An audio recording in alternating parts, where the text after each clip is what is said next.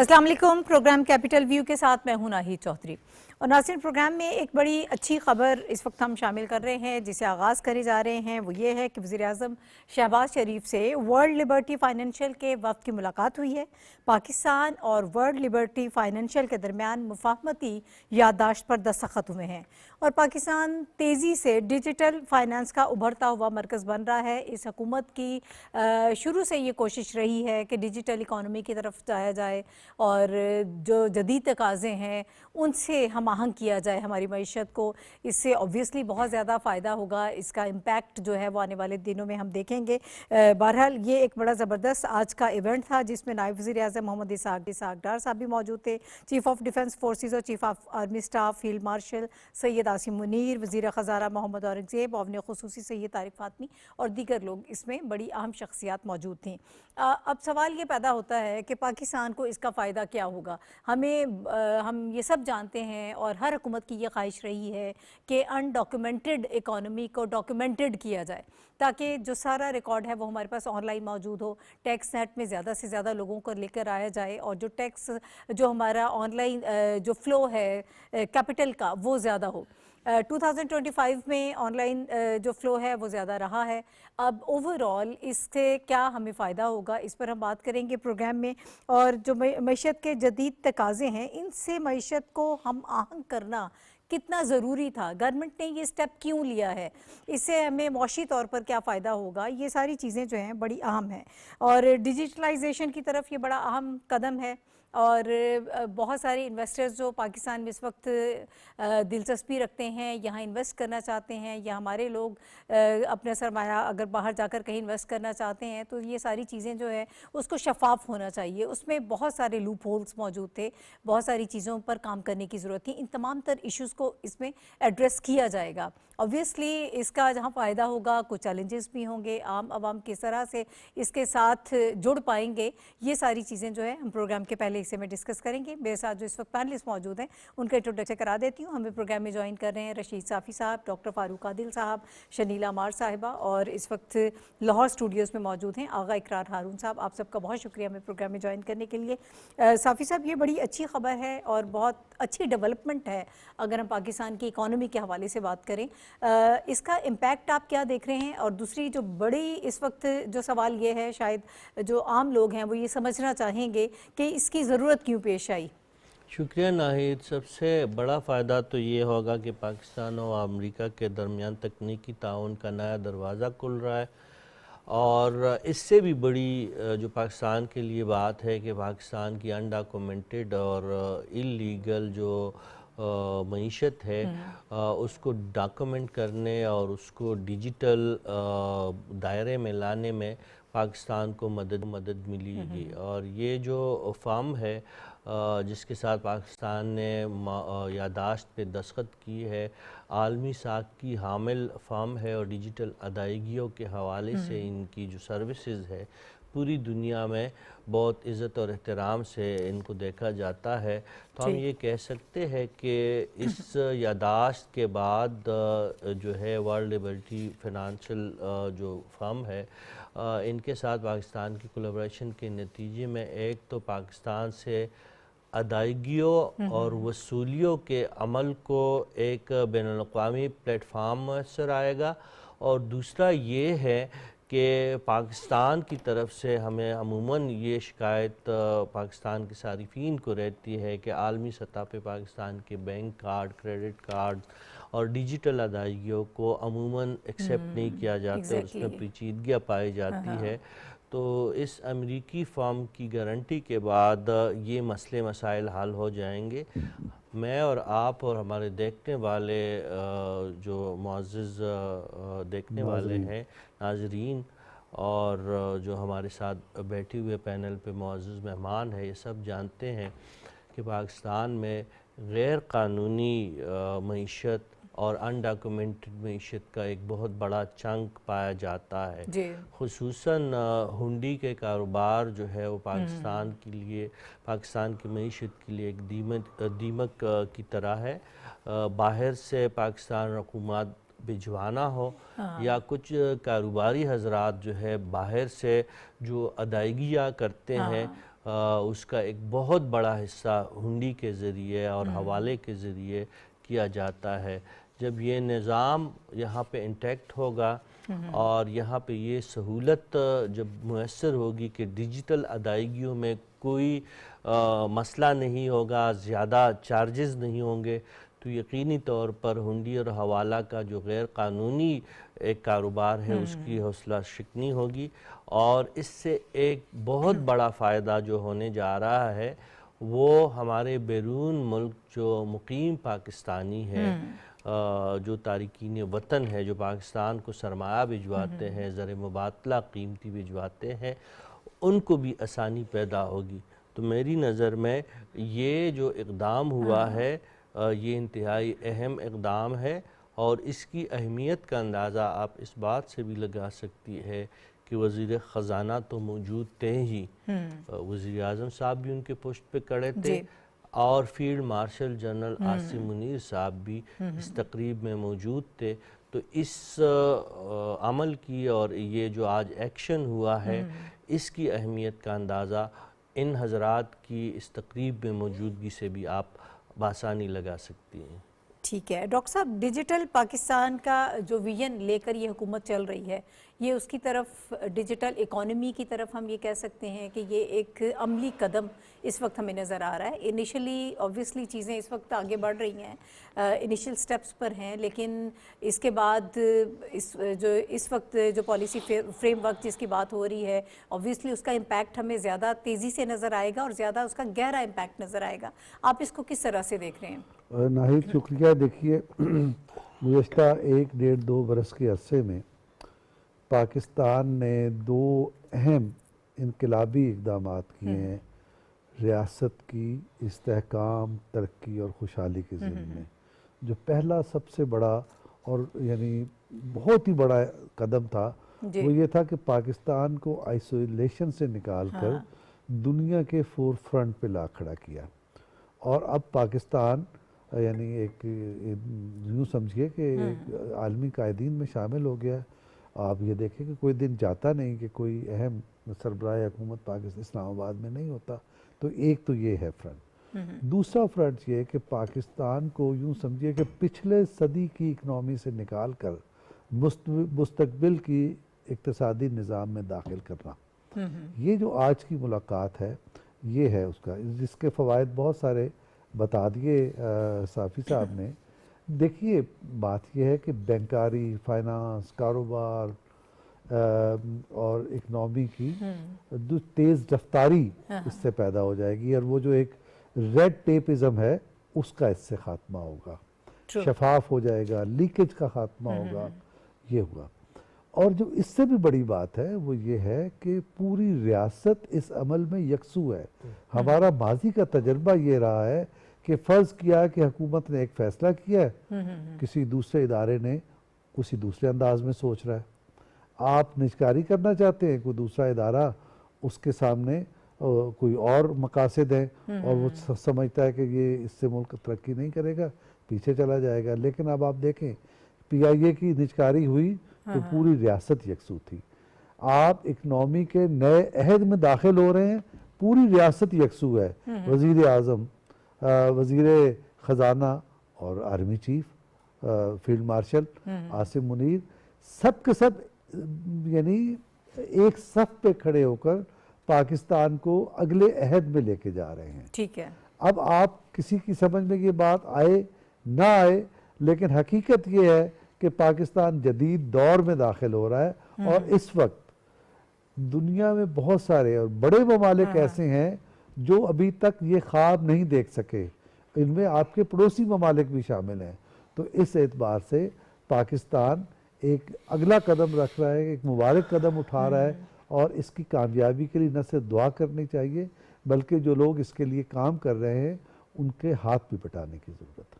ٹھیک ہے شنیلا، ہماری معیشت کو جدید تقاضوں سے ہم آہنگ کرنا آبویسلی یہ ایک ویژن اس حکومت کا رہا ہے، یہ کتنا ضروری تھا؟ اس سے ہمیں آگے آنے والے دنوں میں کیا فائدہ ہوگا، اور جو ہم عام عوام کی بات کر رہے ہیں ان کو ہم کس طرح سے اس کے ساتھ جوڑ سکتے ہیں؟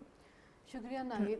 ناہید بات یہ ہے کہ اس وقت دنیا جو ہے ڈیجیٹلائزیشن کی طرف جا رہی ہے, تو ہمیں بھی اپنی اکانومی کو جدید تقاضوں کے ساتھ ہم آہنگ تو کرنا ہے, اور اسی سے ہماری معیشت کے اندر جو ہے وہ سدھار بھی آئے گا, کیونکہ کروڑوں کی لیکیج ہو رہی ہے, ٹیکس چوری ہو رہا ہوتا ہے, اور ٹیکس کی اتنی چوری ہوتی تھی کہ کچھ عرصے کے بعد ہمیں ایک ایمنسٹی اسکیم لانی پڑتی تھی کہ جو اپنے ٹیکس جو ہے اس کو ظاہر کر دے تو ہم آپ کو کم ٹیکس لگیں گے.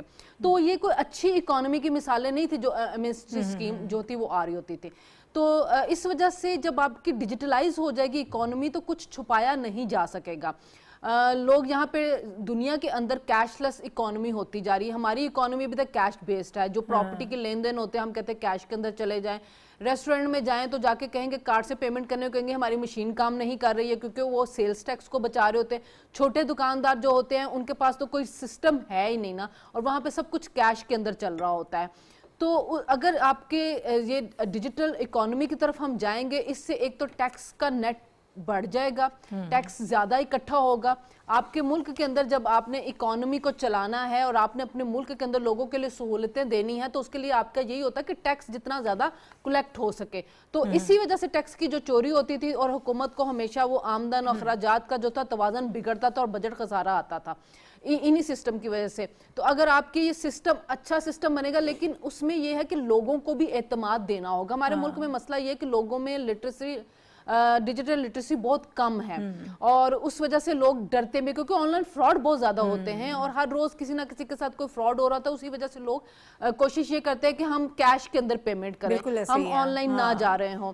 اسی طرح جو بینکنگ ہے اس کا طریقہ کار بھی مشکل ہوتا ہے, تو لوگ کہتے ہیں کہ دیہی علاقوں کے اندر خاص طور پہ, اور خواتین کو سماجی طور پہ بھی بڑی رکاوٹیں ہوتی ہیں کہ وہ نہیں جاتی جا کے بینک اکاؤنٹ اپنے جو ہے کھلوا رہی ہوتی ہیں. تو اس کے ساتھ چیلنجز بہت زیادہ پاکستان جیسی سوسائٹی کے اندر, لیکن جب آپ ایک دفعہ اس سسٹم کو لاگو کریں گے, لوگوں کے اندر اعتماد پیدا کریں گے, سائبر سیکیورٹی جو ہے اس کے ساتھ اس کو محفوظ بنایا جائے گا کہ لوگوں کے ساتھ فراڈ نہ ہو, لوگوں کو سسٹم ایسا دیا جائے گا کہ وہ آسانی سے استعمال کر سکے, تو اس کے بہت زیادہ فائدہ ہے. آپ یہ دیکھیں کہ حکومت کو سبسڈیز دیتی ہیں, یہ بے نظیر انکم سپورٹ پروگرام جو ہوتا ہے, تو جب وہ جاتی ہیں خواتین تو ان کو کبھی کہیں گے آپ کا انگوٹھا میچ نہیں کر رہا, کبھی کہیں گے فلاں چیز کم تھی, تو بیچ میں ایک تھرڈ پرسن ہوتا تھا جس کو پیسے دے کے وہ بیچاریاں پیسے لے رہی ہوتی تھی.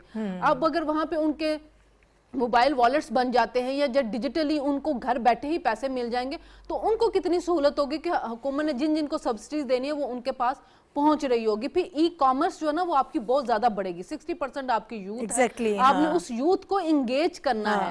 تو آپ اگر یہ کہہ رہے ہیں کہ ہم نے اپنی آئی ٹی ایکسپورٹ کو بھی بڑھانا ہے, تو اس کے لیے بھی ضروری ہے کہ آپ کی اکانومی جو ہے وہ دوسرے ممالک کے ساتھ میچ کر رہی ہو. تو ای کامرس بڑھے گا, جو لوگ ہیں وہ گھر بیٹھے آن لائن کاروبار کریں گے, تو اس کے ذریعے آن لائن ادائیگیاں کو کرنے میں آسانی ہوگی. تو چھوٹے موٹے کاروبار لوگ شروع کر کے بھی اپنی آمدنیوں میں اضافہ کر سکتے ہیں. فائدے بہت ہیں, لیکن وہی بات یہ ہے کہ اس کو امپلیمنٹ جو کرنا ہے نا وہ اصل چیلنج ہوگا. لوگوں تک اس کی معلومات کیسے پہنچانی ہے وہ اصل چیلنج ہوگا. لوگوں کو اس کے دھارے میں کیسے لانا ہے وہ اصل چیلنجز ہوگا. تو آہستہ آہستہ یہ ساری چیزوں کے اوپر قابو پایا جا سکتا ہے اگر ایک دفعہ ہم کو شفاف سسٹم لے آئے, اس کو خرابیوں سے پاک کر لیا, لوگوں میں اعتماد پیدا کر دیا, تو یہ آگے جا کے ہماری اکانومی کے لیے بہت سودمند ثابت ہوگا. زر مبادلہ کے ذخائر بڑھیں گے, آپ کی ٹیکس آمدن بہت زیادہ بڑھے گی, اور حکومت کو بڑی سہولت ہوگی عوام تک معاشی ثمرات پہنچانے میں.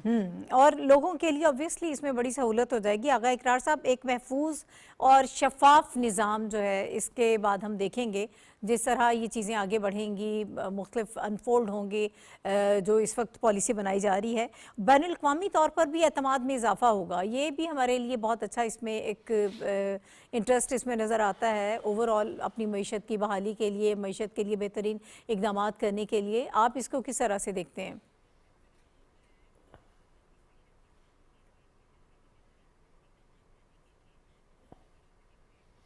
بہت شکریہ نہی صاحبہ. دیکھیں یہ جو آج کی ڈیولپمنٹ ہے یہ صرف یہ نہیں شو کرتی ہے کہ دنیا کے جتنے بھی انٹرنیشنل آرگنائزیشنز ہیں ان کا پاکستان پہ اعتماد بڑھتا جا رہا ہے, بلکہ اور یہ بھی ہے کہ اس میں امریکن کمپنیز کا اعتماد بڑھتا جا رہا ہے, بلکہ اس سے ایک قدم ہم آگے چلتے ہیں. یہ بیسیکلی انڈیکیٹ کرتا ہے کہ پریزیڈنٹ ٹرمپ کا جو اعتماد ہے پاکستان کی اکانومی پہ وہ بہت زیادہ ہے, کیونکہ یہ پریزیڈنٹ ٹرمپ کی جو فیملی ہے اس کا ایک بزنس وینچر ہے اور وٹکاف کے ساتھ, اور یہ 2024 میں لانچ ہوا تھا, اور اس کا جو بیسک ٹارگٹ ہے وہ کرپٹو کرنسی ہے, اور انہوں نے پچھلے ہفتے اپلائی کیا ہے ایک بینک کے لیے, اور اگر ان کا یہ بینک آف کورس کہ وہ اپرووڈ ہو جائے گا تو یہ میرے خیال میں انٹرنیشنلی پہلا کرپٹو کرنسی کا بینک ہوگا. تو اس سے وہی بات ہے کہ فائدہ جو ہے یہ ہے کہ ہم جو پیپر لیس اکانومی کہہ لیں یا پیپر لیس جو آپ کہہ سکتے ہیں کہ ہماری ٹرانزیکشنز ہیں, اس سے ہم advance Pakistan in advance countries میں کھڑا ہو جائے گا. ابو دھابی دیکھ لیں, اس پہ اپنا لنک ہے اس کے ساتھ پروگرام کے ساتھ, اور انشاءاللہ پاکستان آج لنک ہو گیا. تو اس میں ایک چیز ہمیں بڑی امپورٹنٹ فیکٹر ذہن میں رکھنا چاہیے جو میں ریکنفارم کر کے آیا ہوں. جب آپ پیپر لیس اکانومی کی طرف جاتے ہیں اور کیش سے باہر نکلتے ہیں تو آپ کو نوٹ چھاپنے کی کوئی ضرورت نہیں رہتی ہے, اور آپ 1 سے 3 سال کے درمیان جو آپ کے نوٹ زیادہ چھپے ہوئے ہیں ان کو آپ بتدریج کم کرتے جاتے ہیں. تو اس سے ہوتا یہ کہ جس کو کہتے ہیں نا کہ آپ کی جو کرنسی کی ویلیو ہے وہ انکریز ہونا شروع ہو جاتی ہے, کیونکہ انفلیشن یہی ہوتا ہے نا کہ آپ کے پاس اتنے ایسٹس ہیں اور اتنے آپ نے نوٹ چھاپے ہیں. تو وہ 3 سال کے بیچ میں آپ کی جو یکدم وہ نہیں بڑھتی ہے لیکن گرو کرتی ہے. اور میرے خیال میں پاکستان نے جو یہ ڈیزائن آپٹ کیا ہے یہ وہی ڈیزائن ہے, اور انشاءاللہ آپ دیکھیے گا کہ اگر اس حکومت کو اللہ تعالیٰ اسی طرح ہی یعنی کہ اسٹرانگ رکھے تو 3 سال کے بعد آپ کا جو نوٹ ہوگا, جو پاکستان کا نوٹ کہتے ہیں, وہ ورتھ لیس ہے, وہ ورتھ لیس نہیں رہے گا, کیونکہ آپ موو کر رہے ہیں ٹوٹلی ڈیجیٹل اکانومی اور ایون کرپٹو کرنسی کی طرف. میں آپ کو بتاؤں کہ ایک متعدد اندازے کے مطابق جو آپ کے ینگسٹرز ہیں نا, جو بچے ہیں یعنی کہ جو 25 to 45 کے درمیان لوگ بریکٹ میں ہیں, وہ ایک متعدد اندازے کے مطابق ان کے پاس $2 بلین کی کرپٹو کرنسی پڑی ہوئی ہے باہر والٹس میں. سسٹم ہی کوئی نہیں تھا, ٹھیک ہے نا.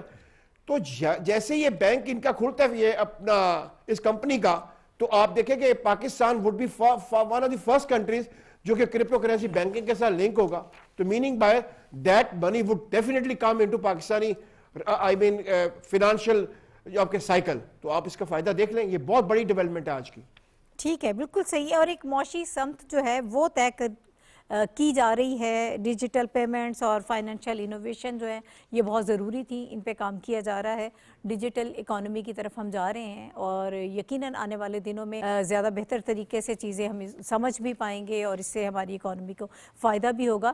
اب آگے بڑھتے ہیں. مختلف محاذ ہیں جس پر اس وقت حکومت کام کر رہی ہے, مختلف چیلنجز ہیں جس سے نمٹنے کی کوشش کی جا رہی ہے. اسی طرح کا ایک اور ہمارے پاس بڑا ایک ٹاپک اہم ہے جس پر ہم پچھلے 2 دن سے بات بھی کر رہے ہیں. پیغام امن کمیٹی کے حوالے سے اس وقت ہم گفتگو کر رہے ہیں.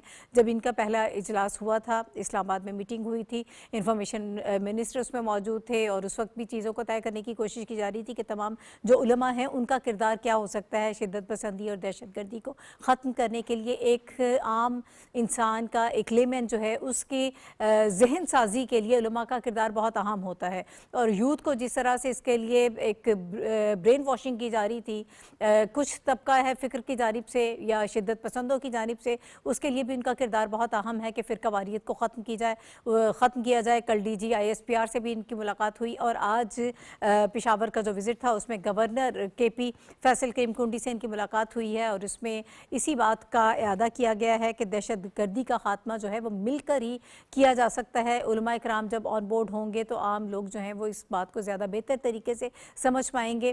اسی کے حوالے سے ہم گفتگو کریں گے. اوبویسلی یہ ساری چیزیں کچھ دن سے چل رہی ہیں اور اس کا فالو اپ بھی ہم کرتے رہتے ہیں.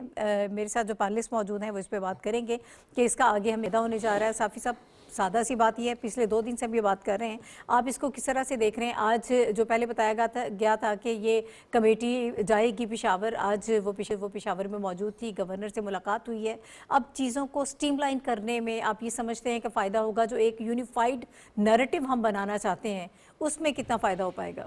گورنر سے ملی ہے یہ کمیٹی ملی ہے, بہت اچھی بات ہے, لیکن پختونخوا میں حکومت پاکستان تحریک انصاف کی ہے. یہ سہیل افریدی صاحب کہاں بزی تھے؟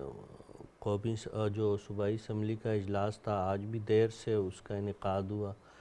میرے خیال میں وہ بہت کسی اہم مسئلے میں پھنسے ہوں گے, اس لیے انہوں نے یہ ضرورت محسوس نہیں کی ہوگی کہ کمیٹی کے ارکان سے وہ ملتے، لیکن اچھا ہے چلے وفاق کے نمائندے فیصل کریم ٹنڈی جو گورنر خیبر پختونخوا ہیں وہ تو کمیٹی سے ملے ہیں۔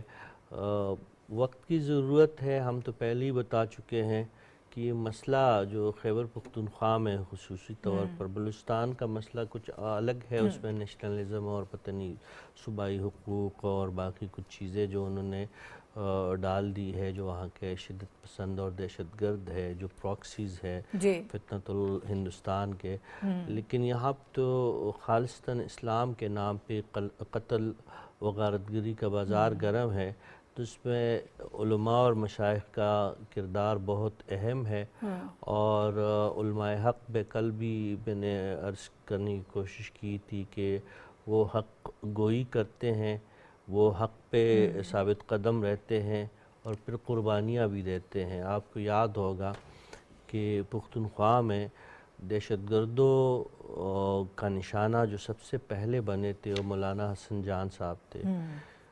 اس سے پہلے بھی ہمارے ہاں علماء جو ہے قربانیاں دیتے رہے اپنی جانوں کی، اپنے مال کی، اپنی زندگیوں کی، لیکن اگر ہم یہ موجودہ لہر کو دیکھیں تو ان کو اس لیے نشانہ بنایا گیا تھا کہ انہوں نے اس قتال کو، انہوں نے اس پورے جو دہشت گردی ہے اس کو دہشت گردی اور شدت پسندی کہا تھا، اور اس سے اسلام سے روگردانی سے تشبیہ دی تھی، تو اس لیے ان کو شہید کیا گیا۔ یہ علماء حق جو گئے ہیں پشاور میں، ان کی جو ملاقاتیں ہوئی ہے، یہ بھی یہی بات کہہ رہے ہیں جو مولانا حسن جان شہید صاحب کہہ رہے تھے۔ اس سے پہلے جو علماء شہید ہوئے ہیں، آپ جانتی ہے کہ وزیرستان میں کئی علماء کو شہید کیا گیا، ابھی پچھلے 1-2 سال میں جمعیت علماء اسلام سے تعلق رکھنے والے 2-3 اہم علماء کرام کو شہید کیا گیا۔ جمعیت علماء اسلام کے کارکنوں کو تقریباً 98-99 کارکن باجوڑ میں شہید کیے گئے۔ تو یہ تمام لوگ جو تھے جو قتل ہوئے ہیں وہ بھی اسلام کے شیدائی اور اسلام کی سربلندی کے لیے عزم رکھنے والے بتائے جاتے ہیں، اور جنہوں نے قتل کیا ہے وہ بھی اپنے آپ کو شریعت اور اسلام کے داعی کہتے ہیں۔ جو داعی نہیں ہے وہ دہشت گرد ہے، وہ فتنۃ الخوارج ہے، وہ فتنۃ الہندوستان کے کارندے ہے۔ لیکن بہرحال قصہ مختصر یہ کہ یہ جو علماء کرام جو جدوجہد کر رہے ہیں، جو کوششیں کر رہے ہیں، جن کی ملاقاتیں وفاقی سطح پہ ہوئی ہیں، پھر افواج پاکستان کے ترجمان سے ان کی ملاقات ہوئی ہے، آج گورنر خیبر پختونخوا سے ان کی ملاقات ہوئی ہے، تو اچھی بات ہے۔ یہ سلسلہ جاری رہنا چاہیے، ان کو کوئٹہ بھی جانا چاہیے، ان کو کراچی بھی جانا چاہیے، فیصل آباد، گلگت بلتستان، آزاد کشمیر، مظفر آباد، ہر جگہ پہ ان لوگوں کو جانا چاہیے۔ بلکہ میں تو یہ تجویز دوں گا کہ قبائلی علماء پہ مشتمل جو سابقہ قبائلی علاقے تھے، جن کی وہاں پہ تقلید ہے، جہاں پہ ان کے جو ان کے مقلدین ہے، ان کا بھی ایک خصوصی جرگہ بنایا جائے، اور جو بھٹکے ہوئے لوگ ہیں جو اسلام کے نام پہ جو قتل و غارتگری کرتے ہیں، ان کے پاس ان کو بھجوانا چاہیے۔ ماننا انہوں نے نہیں ہے، لیکن اتمان حجت کے طور پر یہ چیزیں جو ہے ضرور ہونی چاہیے۔ اگر ریاست ہارڈ سٹیٹ کی طرف جانا چاہتی ہے تو اس سے پہلے اگر یہ صحیح کی جا رہی ہے، یہ کوشش کی جا رہی ہے، مفاہمت کی بات کی جا رہی ہے، شریعت کی بات کی جا رہی ہے، تو بہتر عمل ہے، میرے خیال میں اس کو آگے بڑھنا چاہیے۔ ٹھیک ہے ڈاکٹر صاحب، جو بات صافی صاحب کر رہے ہیں یقیناً یہ بہت اہم ہے۔ آپریشنز، ٹارگیٹڈ آپریشنز کیے جا رہے ہیں انٹیلیجنس بیسڈ، لیکن اس کے ساتھ ساتھ یہ کوشش کی جا رہی ہے، اور یہ کوشش پہلے بھی کی جاتی رہی ہے۔ اب خاص طور پر علماء کرام کو آن بورڈ لیا گیا ہے، کیونکہ ہم یہ سب جانتے ہیں اور ہم یہ سمجھتے ہیں کہ ایک عام آدمی کی ذہن سازی میں علماء کرام کا کردار بہت اہم ہوتا ہے۔ اس کردار کو سمجھا گیا ہے، پھر پشاور سے اس کا سمجھیں کہ آج باقاعدہ طور پہ آغاز ہوا ہے۔ یہ وہ صوبہ ہے کے پی جو سب سے زیادہ دہشت گردی کا نشانہ بنا ہے، وہاں سے علماء کرام اگر آغاز کرتے ہیں تو یقیناً پھر اس کا ہمیں اس کے اثرات جو ہیں وہ زیادہ بہتر نظر آئیں گے۔ جی بالکل، دیکھیے بات یہ ہے کہ علماء اس موضوع پر کام کر رہے ہیں، ملیٹنسی کے خاتمے کے لیے اور یہ جو تکفیری طرز عمل ہے جس کی طرف ابھی صافی جی صاحب نے اشارہ کیا، اس پہ بھی کام ہو رہا ہے، ریاست بھی کام کر رہی ہے، آپ کی فورسز بھی کام کر رہی ہیں، کون کام نہیں کر رہا؟ اس سارے پوری ریاست ایک طرف ہے اور خیبر پختونخوا کی حکومت ایک طرف ہے جو دہشت گردوں کی صف میں جا کے کھڑی ہو گئی ہے، اور وہ کیا کہہ رہے ہیں؟ وہ یہ کہہ رہے ہیں کہ اگر ٹی ٹی پی، مثال کے طور پر شفیع جان سے پوچھا گیا کیا آپ ٹی ٹی پی کو دہشت گرد سمجھتے ہیں، تو انہوں نے کیا جواب دیا؟ انہوں نے کہا کہ جی وہ اس میں کئی گروپ ہیں۔ تو پوچھنے والے نے ان سے پوچھا کہ نہیں آپ مجھے یس اور نو میں جواب دیں کہ وہ دہشت گرد ہیں یا نہیں، انہوں نے جواب نہیں دیا۔ پھر اس کا جو اگلا قدم ہے وہ سہیل آفریدی صاحب جو وزیر اعلیٰ ہیں، جن کے بارے میں آج سوال جائز طور پہ صحافی صاحب نے اٹھایا کہ اسمبلی کا اجلاس تھا تو وہ کہاں تھے، اور آج اگر یہ علماء کی کمیٹی، امن کمیٹی وہاں گئی ہے تو کیوں انہوں نے ملنا گوارا نہیں کیا؟ سبب کیا ہے؟ اس کا سبب یہ ہے کہ وہ سہیل آفریدی اپنے پیر و مرشد، اپنے قائد، اپنے بانی کے کہنے پر یہ سوال اٹھاتے ہیں کہ اگر افغانستان سے پاکستان کی طرف دہشت گردی ہو رہی ہے تو اس کے ثبوت دیجیے۔ تو اچھا چلیے، اگر ان پاکستان کے، حکومت پاکستان کے عوام کے دعوے میں کوئی وزن نہیں ہے تو وہ امین صاحب گنڈاپور صاحب، علی امین گنڈاپور صاحب، وہ یہ کیوں کہہ رہے ہیں کہ یس افغانستان سے دہشت گردی ہو رہی ہے؟ تو کہنے کا مطلب یہ ہے کہ یہ جو بانی پی ٹی آئی کے پیروکار ہیں، ان کی روحانی لائن پر جو لوگ چلتے ہیں انہیں نہ پاکستان دکھائی دیتا ہے، نہ پاکستان کے عوام دکھائی دیتے ہیں، نہ پاکستان کا مفاد دکھائی دیتا ہے۔ وہ اپنے مقاصد کے لیے دشمن کی صف میں بھی جا کے کھڑے ہو جاتے ہیں۔ اس پس منظر میں اس کمیٹی کا خیبر پختونخوا کی سرزمین پر جا کر یہ اجلاس کرنا، گورنر کے ساتھ بیٹھ کے پریس کانفرنس کرنا اور یہ اعلان کرنا کہ یہ عسکریت، یہ مسلمان کو کافر قرار دینا، مسلمان پہ ہتھیار اٹھانا، ایک مسلمان ریاست میں، ایک اسلامی مملکت میں بغاوت کرنا، یہ ہے غلط، یہ ہے غیر اسلامی، اور یہ تم کر رہے ہو، اور سوال یہ اٹھا رہے ہو، اسلام کے نام پر خون ریزی کر رہے ہو۔ تو اس پس منظر میں یہ پریس کانفرنس، اس کمیٹی کا وہاں جانا ایک تاریخی اور غیر معمولی واقعہ ہے، اور اس پس منظر میں بہت زیادہ غیر معمولی ہے کہ وہاں کی حکومت دہشت گردوں کی پشپنائی کر رہی ہے۔ ٹھیک ہے شنیلا، صوبائی حکومت ہمیں نظر نہیں آ رہی ہے اس میں، ہم پہلے بھی اس پہ بات کرتے رہے ہیں کہ دہشت گردی کے خاتمے کے لیے جو کردار ان کا ہونا چاہیے وہ نہیں ہے۔ آج بھی وفاق کے نمائندے سے اس کمیٹی کی ملاقات ہوئی ہے، یہ بہت اہم کمیٹی ہے جو اس وقت کام کر رہی ہے دہشت گردی کو ختم کرنے کے لیے اور لوگوں کی ذہن سازی کے لیے۔ ہم سب یہ جانتے ہیں کہ جس طرح سے نفسیاتی طور پر نفسیاتی حربہ استعمال کیا جا رہا ہے لوگوں کو جہاد کی طرف یا شدت پسندی کی طرف اکسانے کے لیے، تو اس کو کاؤنٹر کرنے کے لیے یہ کمیٹی بہترین کردار ادا کر سکتی ہے اور لوگوں کو یہ سمجھا سکتی ہے کہ دہشت گردی جو ہے وہ کسی بھی مذہب میں جائز نہیں ہے، خاص طور پر اسلام امن کا مذہب ہے، وہاں تو اس کی بالکل گنجائش نظر نہیں آتی۔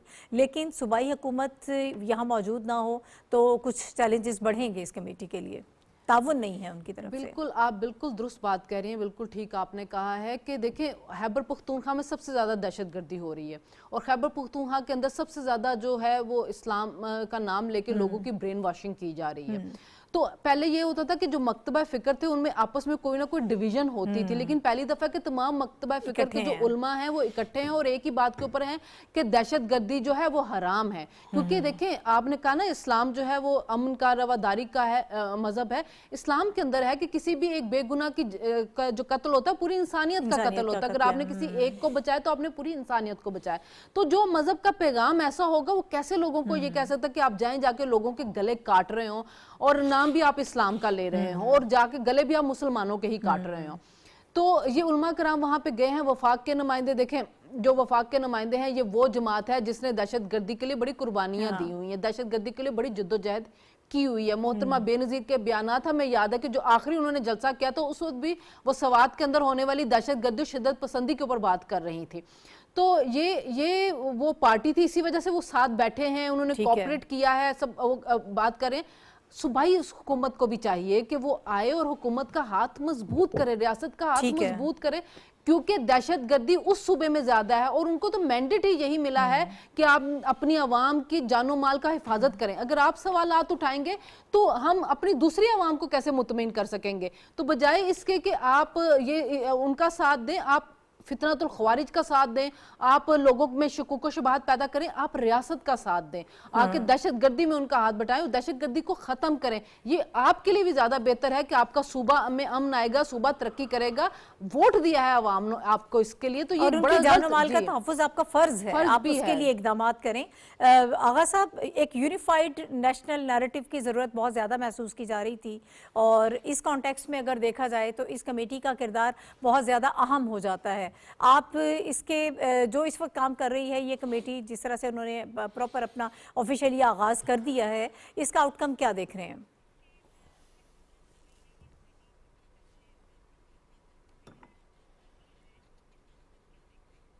देखिए जी, बेसिकली पैगाम पाकिस्तान हमारे पास मौजूद है। उसके ऊपर तकरीबन, अगर मैं गलत नहीं हूँ, डॉक्टर साहब ने यानी कि उनको ज़्यादा इन्फॉर्मेशन होगी, तकरीबन 14,000 से ऊपर उलमा ने साइन किए हुए हैं। तो पैगाम पाकिस्तान हमारे पास पूरा डॉक्यूमेंट है। इस वक्त ज़रूरत क्या पेश आई है, ये बहुत अहम एक सवाल है।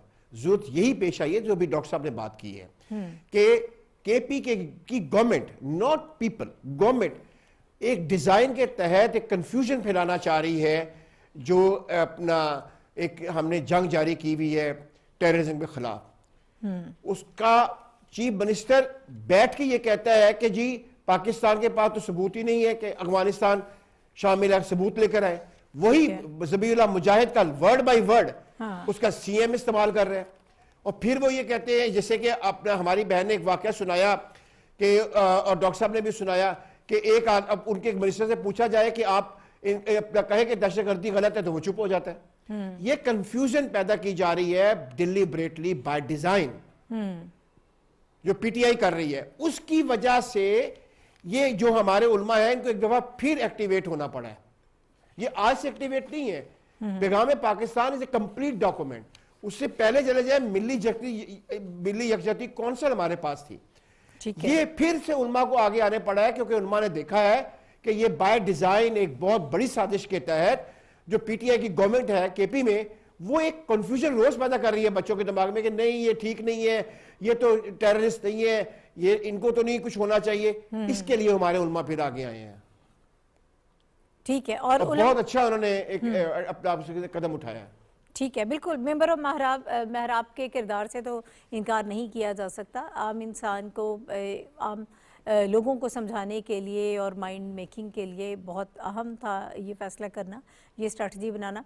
आगे बढ़ते हैं, कुछ और भी ख़बरें हमारे पास मौजूद हैं, और इस वक्त ख़बर हमारे पास इंडिया से है, और बड़ी अहम ये ख़बर है, लेकिन हमारे लिए ये कोई नई बात नहीं है। इस किस्म की चीज़ें, ऐसी रिपोर्ट्स हम अक्सर सुनते रहते हैं, लेकिन अब दुनिया भर की तवज्जो इसकी तरफ हो रही है, तो ऑब्वियसली इसकी अहमियत में भी इजाफा हो गया। अमरीकी एक तहकीकाती इदारा है जिसके मुताबिक उनकी जो रिपोर्ट है उसमें ये बताया गया कि भारत में 2025 के दौरान अक़लियतों के खिलाफ नफरत अंगेज़ तकारीर में 13% इजाफा रिकॉर्ड किया गया।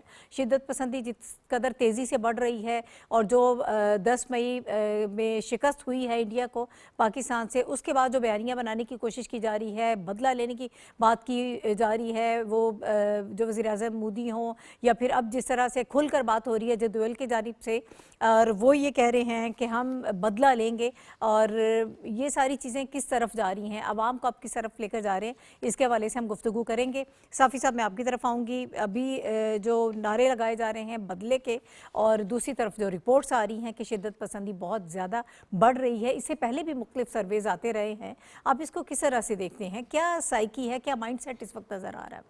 ये जो बदले की कहानी छेड़ दी है अजीत डोवल ने, इसकी तो बहुत अच्छी तर्जुमानी की है, बल्कि जवाब दिया है पाकिस्तान के दफ्तर ख़ारजा के तर्जुमान ने कि अपनी नाकामी और नफ़रत की आग को छुपाने के लिए माजी की पता नहीं किस बदले का ये राग अलापना शुरू कर दिए है। लेकिन एक बात है कि मोदी और अजीत डोवल की ये हिंदुत्व पॉलिसी ने ये कर दिया है कि हिंदू کے بغل سے چوری ہاتھ میں آ گئی ہے اور ان کے منہ پہ رام رام بھی نہیں رہا، اب وہ بھی ختم ہو گیا. وہ پردہ بھی اتر گیا ہے. درست. کشمیریوں کے لیے خون کی ندیاں اور بندوق کے سائے، پنجاب میں سکھوں کے لیے زندان اور قید اور جھیلیں، منی پور میں آگ کے دریا، ناگالینڈ میں ریاستی جبر و تشدد کیا ایک ایسا عمل جس کا پوری دنیا میں کوئی مثال نہیں، اور دوسری جانب مودی جی یوگا، بدھ مت، امن، شانتی، اس کی تقریریں، اجیت دوول جو ہے بدلے کے آگ کی کہانیاں، اور اپنے نوجوانوں کو جو ہے وہ اپنے پڑوسی ممالک اور خطے میں آگ لگانے کے لیے ان کی جو فلموں میں جو ان کی پالیسی رہتی ہے وہ پالیسی عملی طور پر وہ لاگو کرنے کی کوشش کر رہے ہیں. میرے خیال میں یہ جو ہندوتوا کی اصل جو فلسفہ ہے اس وقت اس سے بھی آگے اجیت دوول اور مودی سرکار جو ہے وہ جا چکی ہے.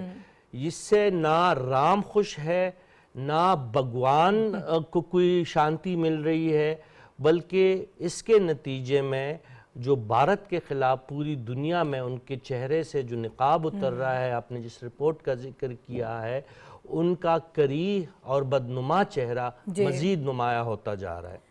ڈاکٹر صاحب آپ کیا کہیں گے؟ یہ اب فلمی کہانیوں سے باہر نہیں نکل رہے ہیں، جنگ ہار جاتے ہیں، پھر اس پہ ایک دو فلمیں بنا لیتے ہیں اور یہ سمجھتے ہیں کہ شاید دنیا اسی کے پیچھے چل پڑے گی. اب چیزیں بہت تبدیل ہو گئی ہیں.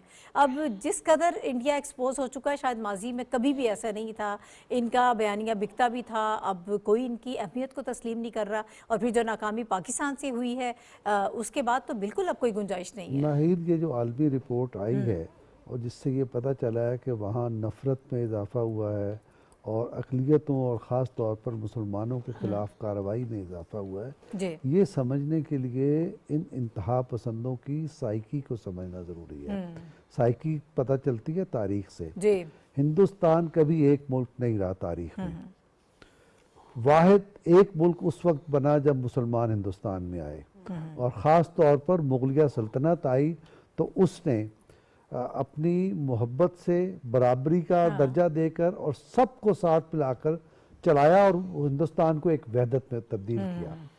اس کے بعد سے پھر انہوں نے نفرت کا کاروبار شروع کیا انگریز عہد میں. نتیجہ یہ نکلا کہ ہم علیحدہ ہو گئے. ہمیں سمجھ میں آ گیا کہ ان کے ساتھ گزارا نہیں ہو سکتا. ٹھیک ہے. اس وقت آپ یہ دیکھیے کہ کانگریس کا اس الیکشن میں نعرہ کیا تھا اور آج اس کا نعرہ کیا ہے. راجیو گاندھی کا بیٹا راہول گاندھی جو ہے، یہ ہاتھ میں انڈیا کا آئین پکڑ کے نکلا ہے کہ یہ انڈیا کا آئین ہے، اس میں اتحاد کے یہ طریقے بتائے گئے ہیں، اور مودی اور اس کی جماعت بی جے پی اور اس کی جو نظریاتی پشتیبان گروہ ہے وہ نفرت کو یوں سلگا رہا ہے، ایسے ہوا دے رہا ہے، ایسے آگ لگا رہا ہے. اس کے نتیجے میں بھارت تتر بتر ہو جائے گا. دراصل بھارت اپنی نفرت سے، انتہا پسند اپنی نفرت سے بھارت کو اس دور میں واپس لے جا رہے ہیں جب یہ کوئی وحدت نہیں تھا، چھوٹے چھوٹے رجواڑے تھے. مودی یہ کر کے چھوڑے گا، یہ میرا خیال ہے ہم اپنی آنکھوں سے دیکھ کے دنیا سے جائیں گے. بالکل. اور اس کا آغاز ہو چکا ہے. جتنی شدت پسندی وہاں پر ہمیں نظر آ رہی ہے، مختلف سرویز ہمیں یہ سجیسٹ کرتے ہیں. ایک سروے میں دیکھ رہی تھی جس میں یہ بتایا گیا کہ 70,000 سے زیادہ دیہاتوں میں لوگوں میں جتنی انتہا پسندی اور شدت پسندی اب دیکھی گئی ہے، ماضی میں نہیں دیکھی گئی تھی. بی جے پی کی حکومت جو ہے اس نے اس وقت جو ہے اس کو بہت زیادہ پرموٹ کیا ہے. اوورآل کشمیر کے حوالے سے جو ان کی پالیسیز ہیں، اقلیتوں کے حوالے سے جو ان کی پالیسیز ہیں، اور اب سر عام جلسے جلوسوں میں اور جس طرح سے نفرت انگیز تقاریر کی جاتی ہیں اقلیتوں کے حوالے سے، یہ ایسی چیزیں ماضی میں اس قدر نہیں تھیں.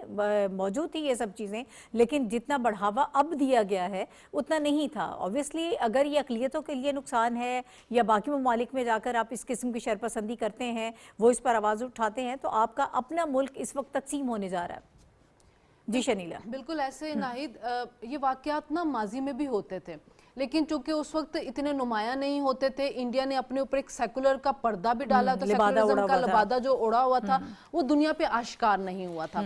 आप इनकी अपने ही हिस्टोरियन की किताबें पढ़ लें, बल्कि मौलाना अबुल कलाम आजाद की किताब के अंदर भी था कि जब मंसूबा 3 जून कायदे आज़म ने भी मान लिया था उसको, तो उसके खिलाफ कौन हुए थे? जो जवाहरलाल नेहरू थे, उन्होंने कहा कि जी जिस वक्त हम अक्सरियत में आएंगे ना तो हम इसको तब्दील कर लेंगे, यानी कि जिस बुनियाद के ऊपर उसको माना गया था वो कहते कि हम उस बुनियाद को तब्दील कर लेंगे। तो कायदे आज़म पे अश्कार हो गया कि इनकी नीयत क्या है, कल को अगर हम इन्हीं के साथ इकट्ठे रहेंगे तो हमारा क्या हाल होगा। बिल्कुल सही। उसके बाद जो गांधी हैं वो कहते रहते थे जी बड़े अमन के पुजारी हैं, एक थप्पड़ आपको कोई मारे तो आप दूसरी गाल भी आगे कर दें। वो मौलाना अबुल कलाम आजाद कहते हैं कि उन्होंने सबसे ज्यादा डिमांड कर रहे थे कि हमें फौजी भी ज्यादा दें, हमें असला भी ज्यादा तादाद में दें। तो उन्होंने कहा जो अमन के इतने अलमबरदार है, ये इतना असला ये फौजी क्यों मांग रहे थे उस जमाने में? तो ये सारी मुनाफकत उस जमाने से चली आ रही थी, ये वाकयात होते थे। ये खुद जो इलाकों में हिंदू अक्सरियत में होते थे, ये खुद मुसलमानों के इलाकों में जाके शरारतें करते थे और उसके बाद उन्हीं के ऊपर मलबा डाल के उनके खून से होली खेल रहे होते थे। अब ये आहिस्ता आहिस्ता ये चीजें हैं कि जब दुनिया ने उनको जाके देखना शुरू किया, रिसर्च करनी शुरू की, और मीडिया भी बहुत ज्यादा एडवांस हो चुका है, सोशल मीडिया आ चुका है, तो सारी चीजें सामने आ रही हैं कि वहां पे अकलियतें रह किस हाल में गई हैं। अब मूवीज बन रही हैं, उनके जरिए भी पता चल रहा है कि वहां पे होता क्या, क्या खिलवाड़ उनके साथ हो रहा है। तो ये आहिस्ता आहिस्ता सबके सामने आ रहा है। ये खुद अपनी तकसीम की पॉलिसी के ऊपर जा रहे, इतनी 27 से ज्यादा तो वहां पे पसंद तहरीकें चल रही हैं, की तहरीकें चल रही हैं। आप कितनी देर उनको दबाएंगे? और अब जो मुसलमान वहां पे अमन में आपके साथ रह रहे थे, अब उनके खिलाफ जो पहले भी चीजें थी लेकिन अब ज्यादा शिद्दत से शुरू हो गए, तो आहिस्ता आहिस्ता तकसीम होते जाएंगे। और ये खुद तकसीम कर रहे हैं अपने मुल्क को, और ये तकसीम करके रहेंगे, क्योंकि नफरत जो होती है वो कभी भी लोगों को जोड़ के नहीं रख सकती। और जो सेकुलरिज्म का एक प्रचार किया जा रहा था वो सब कुछ भी खत्म होके रह गया। तो ये आहिस्ता आहिस्ता चीजें जो है तबाही की तरफ, तनज़्ज़ुली की तरफ जा रही हैं। और हम देख रहे हैं, हम तो पहले से ये बात कहते थे कि कश्मीर में देखें ये लोगों के साथ क्या हाल कर रहे हैं। अब लोगों को समझ आ रही है। हम कहते थे दहशतगर्दी एक्सपोर्ट करते हैं, लोगों को अब समझ आ रही है। अब कतर में भी लोग इनके पकड़े जाते हैं, कनाडा भी इनको एहतसाब इनका कर रहा होता है, ऑस्ट्रेलिया के अंदर भी इनके बारे में बात हो रही होती है। जो सिख जो है वो जगह जगह पर रेफरेंडम करवा रहे हैं कि हमें इनसे अलहदगी चाहिए। तो वो इनकी हिंदुत्व की पॉलिसी की वजह से, जो 1947 से उससे पहले से भी चली आ रही थी कि अकलियतों को हमने यहाँ पे नहीं रहने देना, हमने इसको एक हिंदुस्तान को सिर्फ हिंदुओं का मुल्क बना के रहना है। बिल्कुल आप सही कह रही हैं। और ये सारी चीज़ें जो इसमें जिस तरह से इजाफा होता जा रहा है, उतना ही इस वक्त हमें इंडिया का अंजाम जो है वो करीब नज़र आ रहा है। मेरे तमाम तर पैनलिस्ट मेरे साथ मौजूद थे, आप सबका बहुत शुक्रिया हमें ज्वाइन करने के लिए। नाज़रीन, प्रोग्राम का वक्त भी ख़त्म हो गया। अगले हफ्ते आपसे दोबारा मुलाकात होगी। इजाज़त दीजिए, अल्लाह हाफिज़।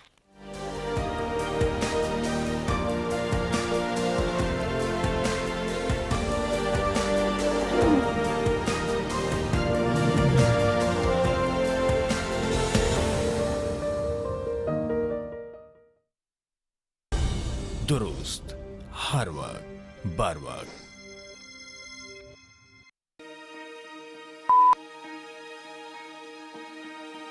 दौरे जदीद के तकाज़ों से नहीं बरती गफलत हमने। टेक्नोलॉजी की दुनिया में एक नाम है हमारा, है हमारा जवान दुनिया में पहचान हमारी।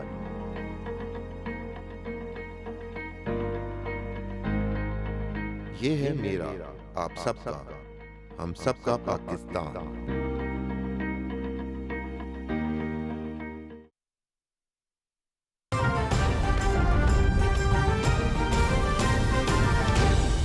दुरुस्त हर वक्त बार वक्त।